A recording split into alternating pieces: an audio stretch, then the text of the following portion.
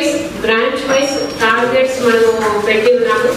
ఈరోజు special DCC meeting conduct చేస్తున్నాము, approval కూడా అవుతుంది. తర్వాత మీకు బ్యాంక్ అఫీషియల్స్ మనకు ఏదైతే ఇక్కడ 4th and 5th step scrutiny of the eligibility and then joint level field verifications.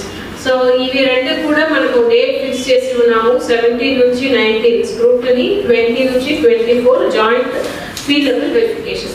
So దీంట్లో మీ రోల్ చాలా చాలా important to start with.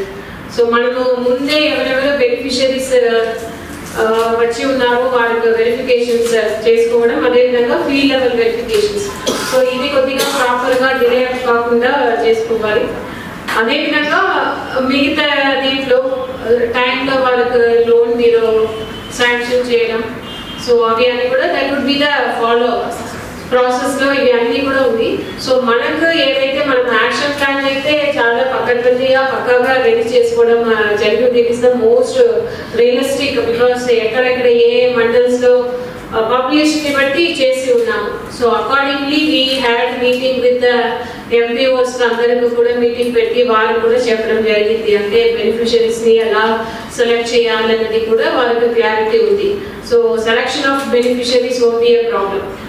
So me level నుంచి మీకు ఏదైతే మీ రోల్స్ అండ్ రెస్పాన్సిబిలిటీస్ ఆల్రెడీ మీకు తెలుసు. మరొకసారి కూడా మీకు ఈడీ గారు అదేవిధంగా ఎన్డీఎం గారు కూడా మీ అందరూ కూడా చెప్పడం జరిగింది. This is